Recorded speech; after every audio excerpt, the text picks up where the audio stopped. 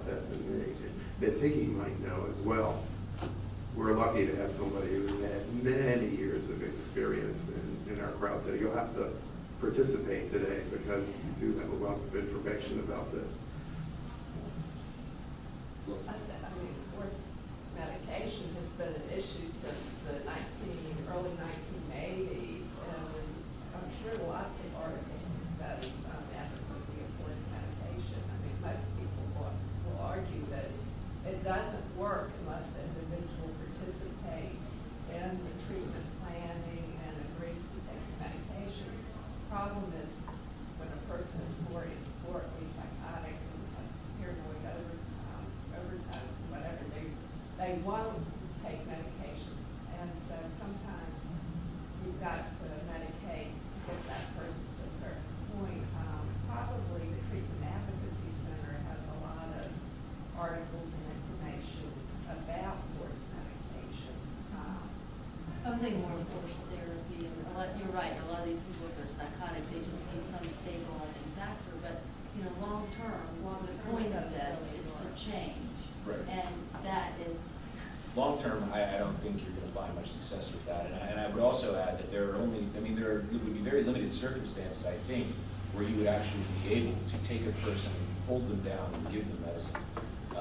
Those would be very acute situations. I mean, ordinarily, unless a person is cooperating, you can't just take a man because you don't like what he's doing. He's acting like, you know, he believes that the rose garden's growing on his head and decide he doesn't know what he's doing, and so we can start pumping him with medicine.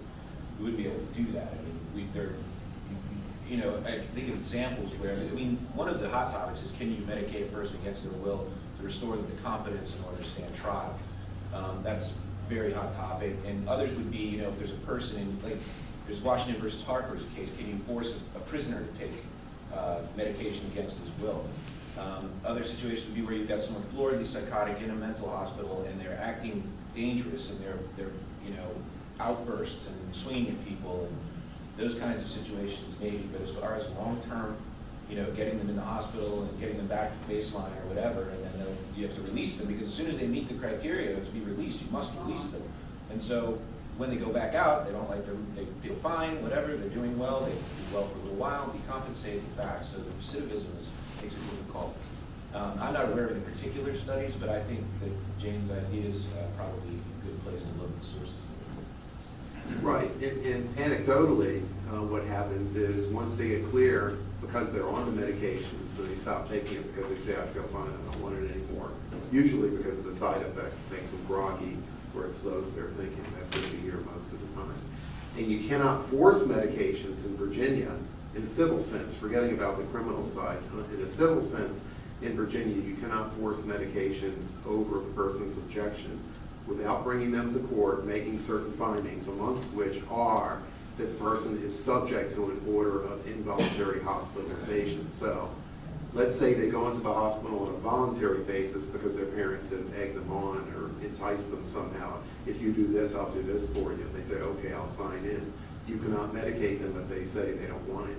You actually have to go through the commitment process, get them detained for some period of time, and then you have to file a separate petition making certain showings, which really generally are not that difficult, in my opinion, in Virginia.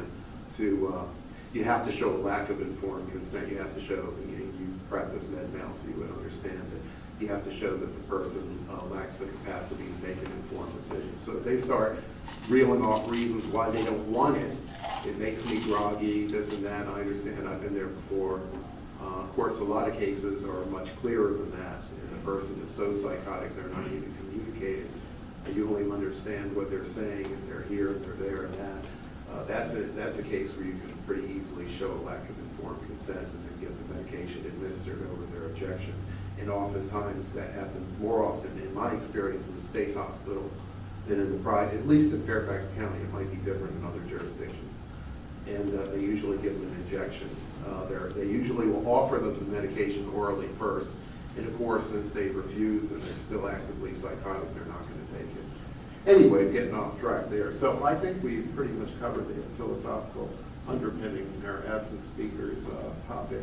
So do you want me to now start about the nuts and bolts, or do you want to take over and talk about your piece? No, why don't you do what you got? Okay. It's a good signal. All right. So how does this work? I've already touched on some of the things in the outline. Yeah, I think we talked about the differences in jurisdictions and the culture and the location of the hearing. And I'd be interested in knowing from you guys what you think about this, because this is something that's kind of annoyed me. I guess I can be blown enough to say that. When the law was changed about the time of the Virginia Tech shootings, and I should point out that they were in the process, the Chief Justice Commission on Mental Health Law Reform, of which Ms. Hickey was also a highly active participant, that started before Virginia Tech. So a lot of this was engendered by the Chief Justice of the Virginia Supreme Court hearing all kinds of complaints about how broken the system was, and the way I described to you, unhappy parents, elderly patients being taken to the hospital in handcuffs after a magistrate's issued the order that they should be detained for a commitment hearing. This disturbed him so that he got this thing rolling, and there were a lot of changes made at the time. I started to say things that annoyed me that were results of the Commission's work. And again, the Commission just made recommendations to the legislature, but as I understand it, the legislature adopted a great number of these things, gave a lot of credence, and for good reason. There were a lot of very knowledgeable people on the Commission from all aspects of the system, including, as they call them, consumers or former patients. But one of the things that troubled me the most is how secret they made this thing, because I remember seeing a study from the Joint Legislative Review and Audit Commission from back in the early 1970s, and I started off my talk with you today talking about what an esoteric process this was. You know, it's in the corners of the psych unit.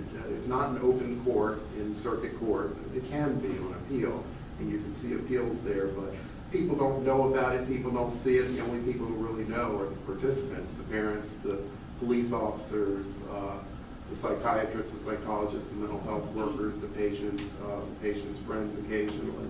Those are the only people who would see the process. So I alluded to the study that was done by the Joint Legislative Audit and Review Commission of the General Assembly back in the early 70s. And their big critique was that special justices, people like me, lawyers like me, were simply not following the law. They were doing what they wanted to do. And they had all kinds of statistics, and they sat in on these hearings, and they thought, God, how can this be? You know, people, it's just like they didn't call it this, but it was kind of like a star chamber. That the law was what it was, and it required certain findings, but the special justices or judges were doing what they wanted to do.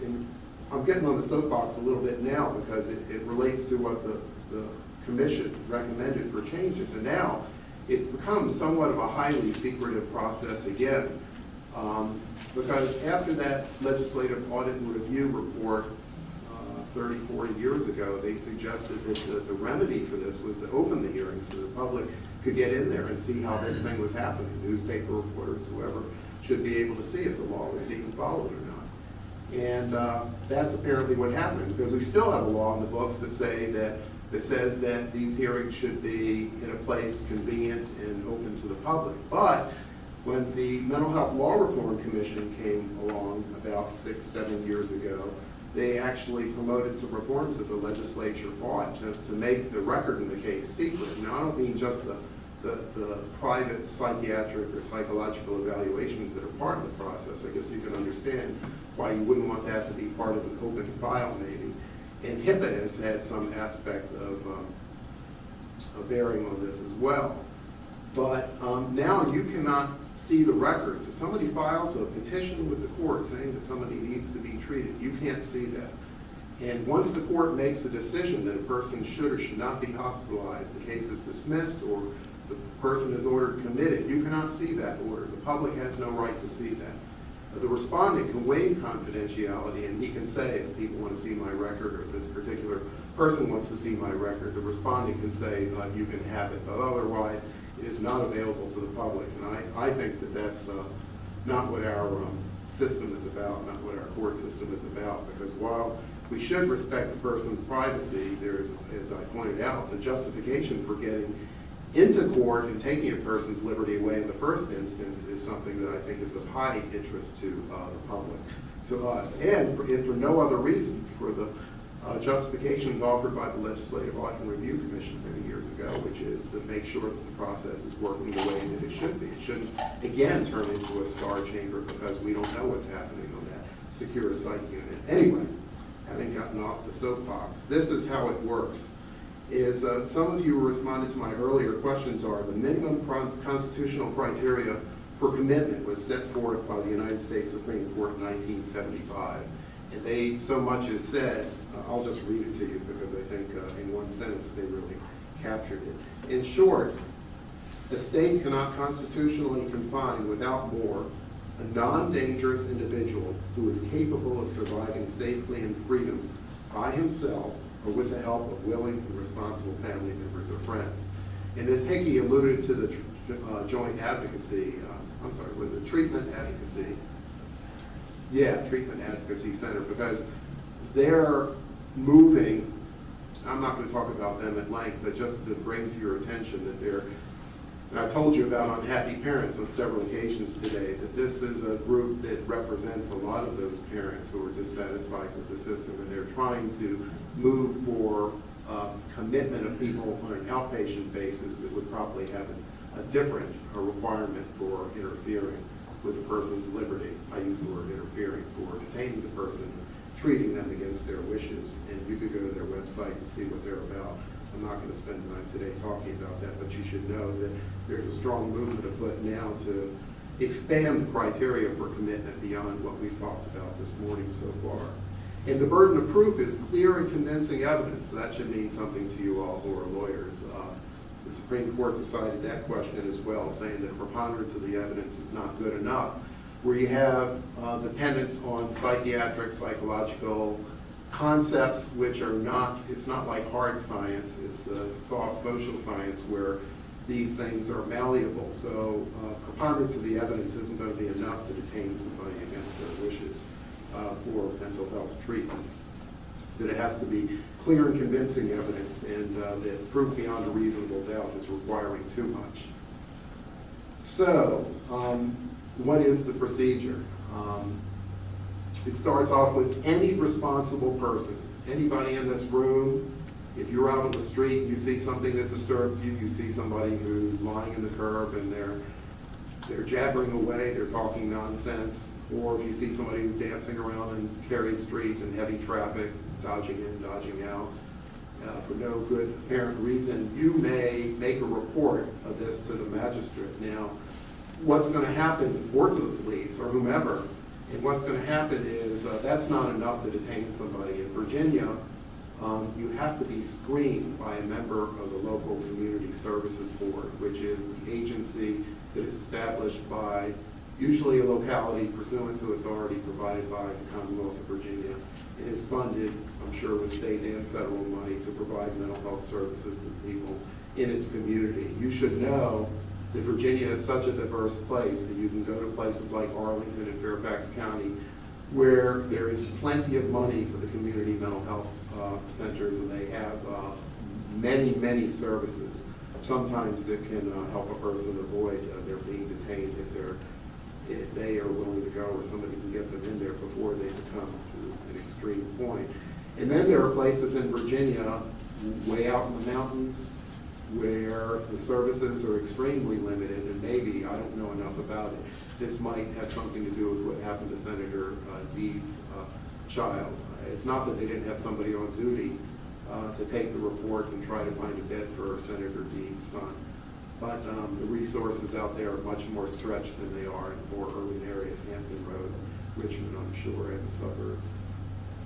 Anyway, I launched off because you need a pre-screener, somebody who's trained in the assessment and diagnosis of mental illness. Could be a master's level, PhD level, could be an MD, to do an in-person assessment. I think the statute makes provision for an audio-visual examination using certain types of equipment in which they can view the respondent on the other end of this. And I think this was added, and Ms. Hickey will correct me if I'm wrong, I think this was put in the statute because there are some jurisdictions where there may only be a psychiatric treatment unit in one place amongst maybe 3 or 4 or 5 counties in certain areas of Virginia that have that kind of facility.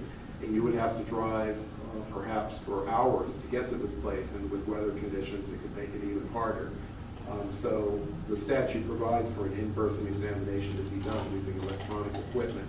Anyway, this pre-screener has to make a certification to the magistrate that there is probable cause to believe that the person, their behavior, their actions, and based upon the assessment, that probable cause exists to believe that the person meets the criteria for commitment. And I'll just state it again, I think the people in the crowd already know, that you have to prove in the new wording, when I say the new wording, in the last few years since the Mental Health Law Reform Commission suggested new language, that a person, because of mental illness, is substantially likely in the near future either to cause serious physical harm to themselves or cause serious physical harm to others, or because, this is the hard part for me, I always forget this one, I do it every day, almost every day. Because of their lack of capacity. Oh, geez. All right. Well, it's something to the effect, and usually, because I recite it so often, I can do it, but for some day, I'm drawing a blank today. Because they're incapacity, they're incapable of providing for their, protecting themselves or providing for their basic human needs. So probable cause, that is the situation. And the magistrate, being satisfied with this, and they say, or on his own motion, can issue what's called a temporary detention order. Now, I skipped over one process that is called an emergency custody order. A police officer can pick somebody up if he observes this kind of behavior on his own in the street. And this was what the part of the pre-deeds situation was about. That under the old law, I think, being picked up on this so-called emergency custody order, the police officer could bring you to a place, community mental health center or other convenient place where you'd meet a pre-screener and have an assessment made. Then they could hold you for up to 6 hours. I think now it's been expanded for up to 12 hours with a renewal in light of what happened in that tragedy in Virginia last year. So that could be done without a magistrate. The police officer can pick somebody up either with or without a piece of paper issued by a magistrate. Emergency custody order. That's just for purposes of assessment. But after the community services worker has done the assessment, the mental health assessment, and recommended detention to the magistrate can issue an order that says to a law enforcement officer, go and bring this person to this designated facility, and it's supposed to provide on the temporary detention order. I'll, after this, refer to that as the TEO. That's really the operative document that we use. Bring this person to a secure place to be held for a hearing before either a judge or a general district court judge or a special justice. Speaking again to the differences around the Commonwealth, in some places, I'm told in Richmond, they will sometimes do the hearing in less than 24 hours, right? Jane, I mean, sometimes in 12 hours. They might pick the person up at 7 o'clock in the morning and do their case in the afternoon.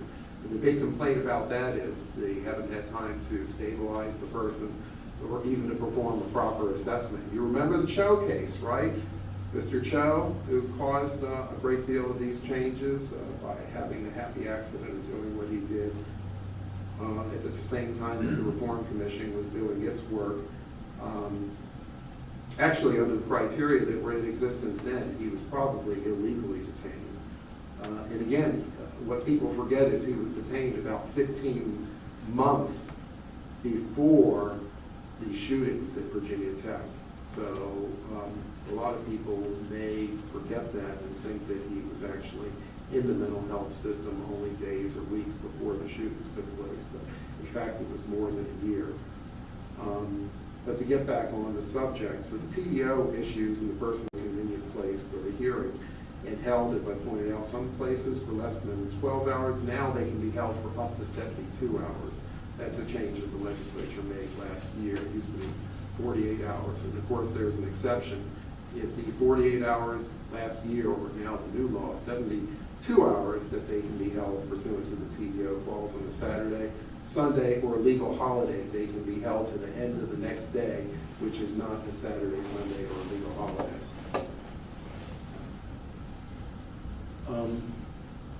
And that's for the hearing. So what happens next? Now they've been picked up under the TDO, the cop has brought them to the psych unit, and a couple of things kick into effect.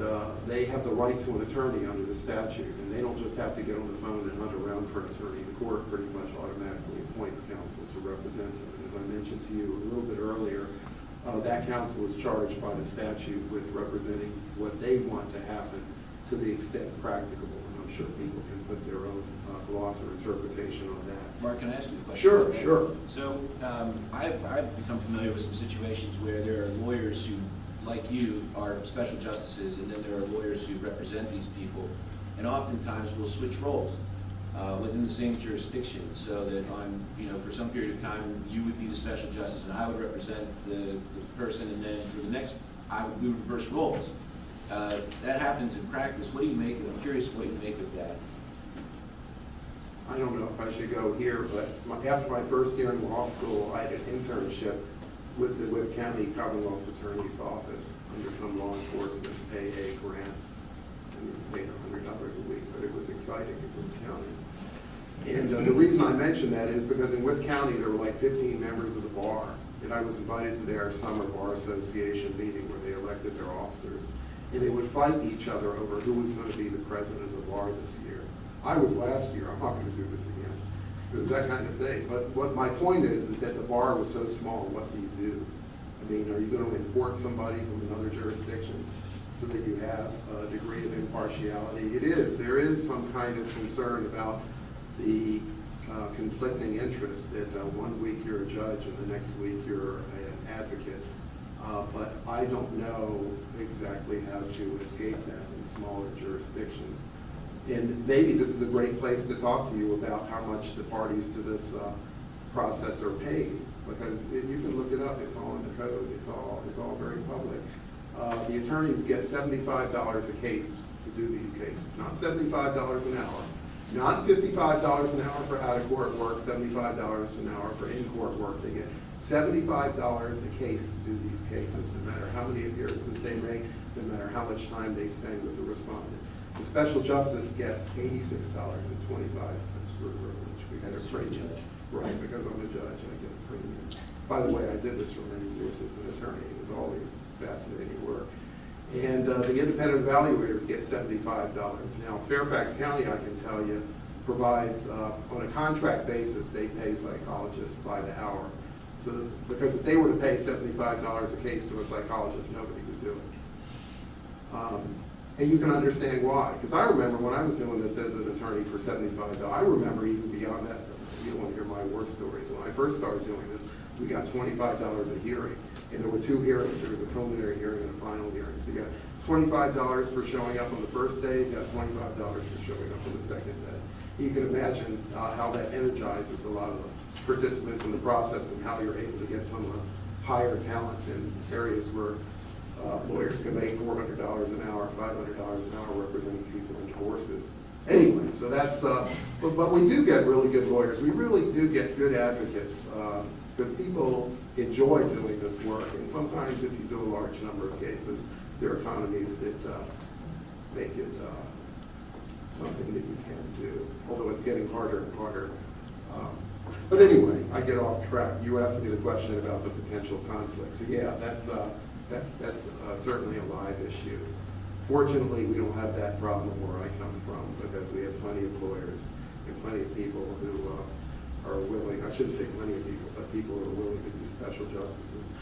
So where did I leave? Oh, okay, so the person's detained in the hospital in the secure unit. The lawyer goes and talks to them, looks at the chart. According to the code, is supposed to make telephone calls and investigate, find out from the petitioner and anybody else who saw what happened out on the street. We get a view of what's called a pre-screen admission report. I told you earlier that to get the magistrate to issue the temporary detention order directing the law enforcement person to take the person to the hospital for the commitment hearing, they have to prepare a written report that has usually a summary of what happened. So I guess you could consider this a kind of bill of particulars because it tells the respondent's attorney what happened in some kind of way. And it is hearsay. Oftentimes it has multiple hearsay, multiple, 4 times hearsay. And by statute, this pre-screen report is admissible as evidence at the commitment hearing. There's a specific hearsay exception for that, as Nathan and I will discuss a little bit. Some jurisdictions, I think, I shouldn't say this with any kind of authority, but I think there are a lot of people around the Commonwealth who read the code differently and don't believe the rules of evidence should apply at these hearings, or don't believe the rules of evidence do apply at the hearings. We take a different view of Fairfax County. All right, so the lawyer goes and he talks to his client to the extent he's able. You know, sometimes they don't want to see you.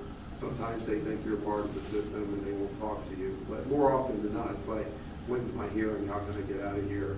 What do I have to do? And the lawyer gives them their advice, and I'll talk about what that's going to be in a few minutes. In addition to that, you've been told that the Community Services Board's person does the pre-screen, that's made the recommendation to the magistrate that the person should be detained. There is also an independent evaluator, and they're so called under the statute. We call them IE for short, of course. The independent evaluator is the psychologist or other mental health person who is going to be summoned by the court to come to the hearing or submit a written report, and they do an independent evaluation of the person. Now, one of the issues that we've had with that in the past is that oftentimes in many jurisdictions, the independent evaluator works for the same agency as they work for the same community services board that made the recommendation that the person should be detained. Supposedly they're independent because they're somebody different. They're not the same person, even though they might sit at the desk next to the person who recommended to the magistrate that they be detained. Anyway, this independent evaluation is done. This person is supposed to see the respondent in private, no attorney there, no family member there, just talk to them privately, and then they make a recommendation to the court. In Fairfax County, we have them come in live, which is really wonderful. And I understand there are a lot of jurisdictions, I don't know how many, but a lot of jurisdictions around the state that do bring the independent evaluator to the hearing, even though the statute says that the independent evaluator's report shall be admitted into evidence if it's not objected to by respondent's attorney. And I'm told, and again, this is hearsay, take it with a grain of salt, that there are a lot of jurisdictions in Virginia where the attorney simply will not object. I told you that there is an attorney who put on the case against his client, in my experience in one county. There are a lot of attorneys who just think, well, let it come in, the person needs treatment, whatever. The reason I say it's so wonderful to have the independent evaluator come to the hearing is because I sit in many hearings where the evaluator will say, yesterday they were floridly psychotic, and if you ask me then, I'd say that they should be in the hospital, but they're much better today. They've been on the medications. I talked to them again this morning. They are totally different, and they're okay, and they've got an appointment with somebody on the outside, and I'm recommending that you not. I don't think that they meet the criteria here today. May I ask you, Mark, Sure. What do you do as a special justice when you are confronted with a lawyer who says, well, let it come in, I mean, I think this person needs help, and they're not representing their client? And you're the special justice. Do you sua sponte make a decision, or are you bound by sort of what is going on in front of you? Right. Well, how many judges do you know who take you aside and say, what are you doing? I mean... Not me. Right.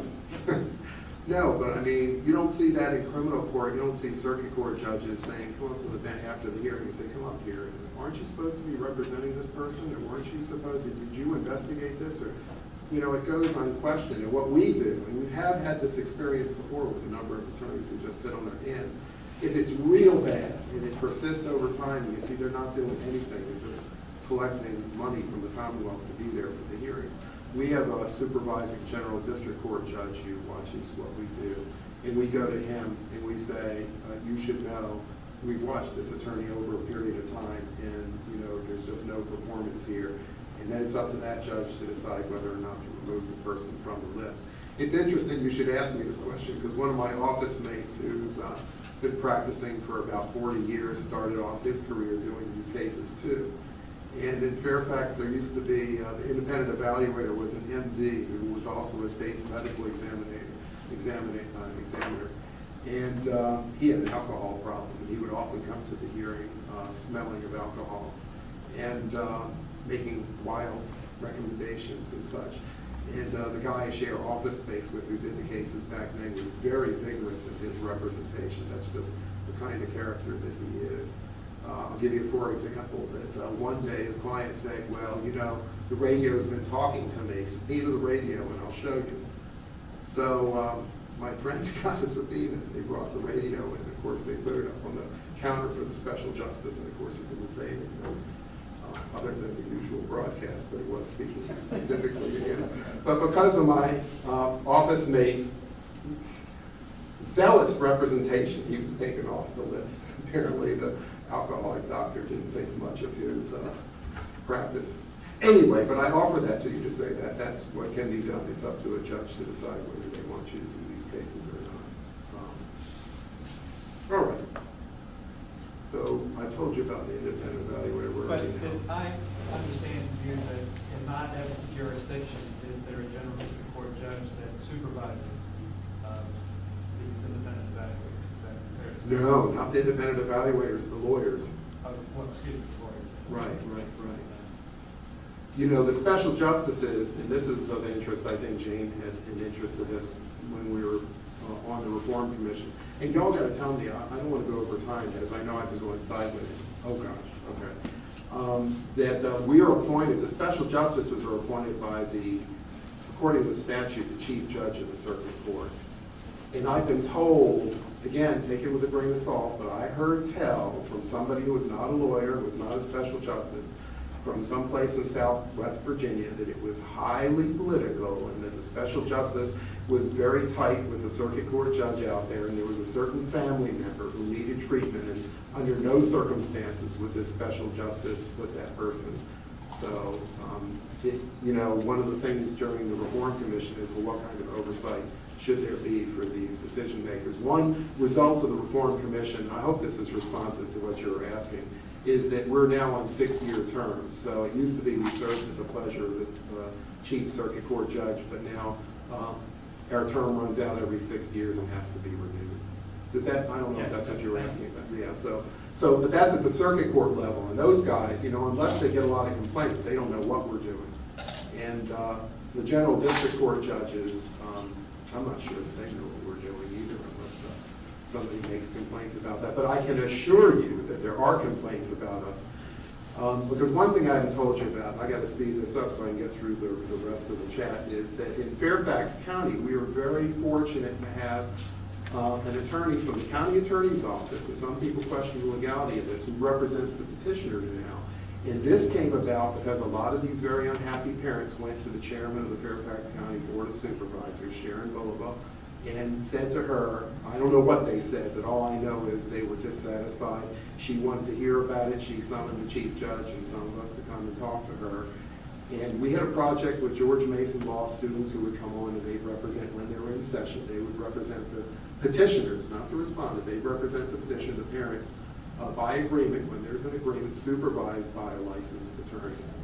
And that made the process much better, because you can imagine, I can tell you about one case I had that'll illustrate the point. When you don't have a petitioner, a lot of these people don't speak English, you know, they're right off the boat, they're from Ethiopia, Urdu is their language, whatever, and they don't know what our legal system's about. So I have to ask them, well, what did you see that makes you think that I should order this person into treatment?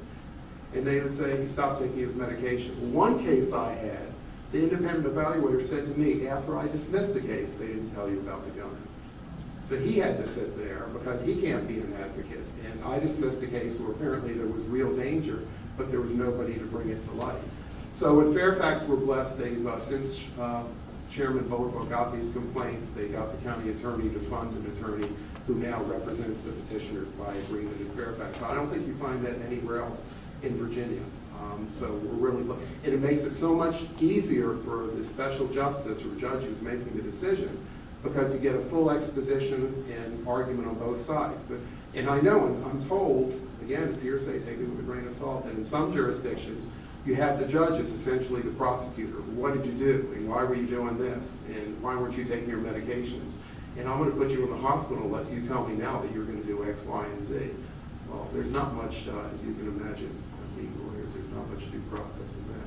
So anyway, they come before us, and that's the process of the case. I'll just describe it the way we do it. Just like you would in court, that the petitioner presents its case, our assistant county attorney puts on her witnesses, there's cross-examination by the respondent. Some of our attorneys are really dynamite.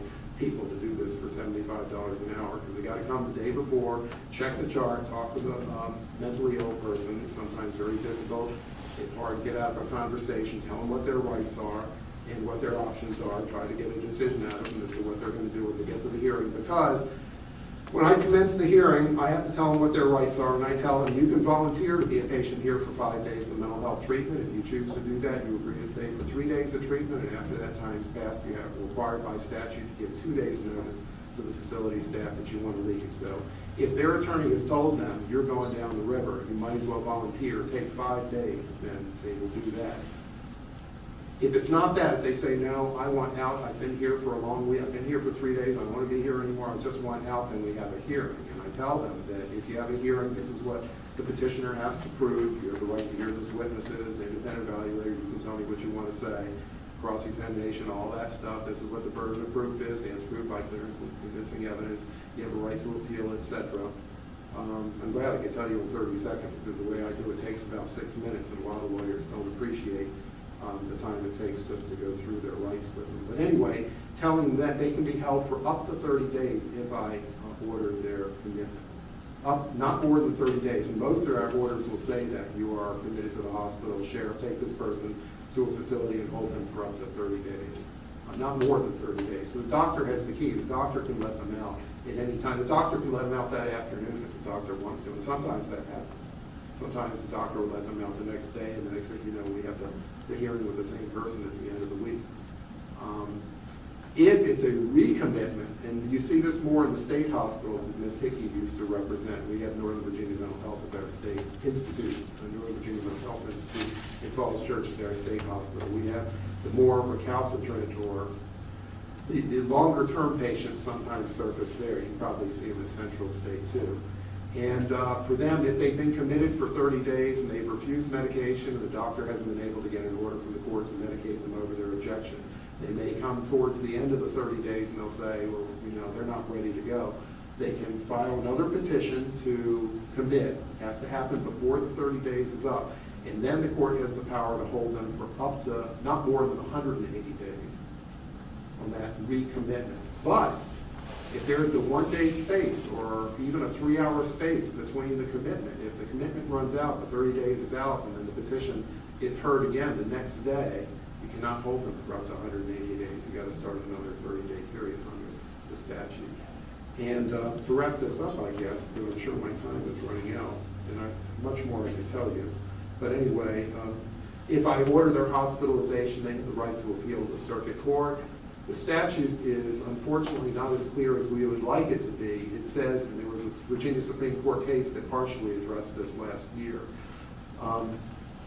that the hearing is supposed to be held, it says, I forgot what the precise language is, but something to the effect as if it's a de novo hearing. But technically it's not a de novo hearing in the sense that they don't reverse our decision. And you would understand the dynamic because what we did happened weeks ago, and that's the way the person's condition was at that time. By the time the circuit court judge gets it, you may be in a totally different condition, but the statute requires that the circuit court judge make a decision upon the criteria based upon the person's condition at the time of the de novo circuit court hearing. In other words, they're not reviewing what we did. That's history. That's irrelevant. Well, it may not be irrelevant. They may want to bring in facts that relate to that. And so the circuit judge can order them held, but not longer than the period for which they were already committed. And interestingly enough, and I guess this fits in with our scheme in Virginia, that the statute does require that the Commonwealth's attorney represent the interest of the petitioner on the appeal. So the statute makes provision for the petitioner to be represented at the circuit court level. And I should tell you that there are very few cases that get appealed. When I say very few, I would say, just anecdotally, I'd say maybe 5% of the cases get appealed. Maybe in Fairfax County anyway, maybe less than that. And having said that, you got to wonder, well, 25,000 plus civil commitment cases in the Commonwealth each year, approximately. And I think that number is growing.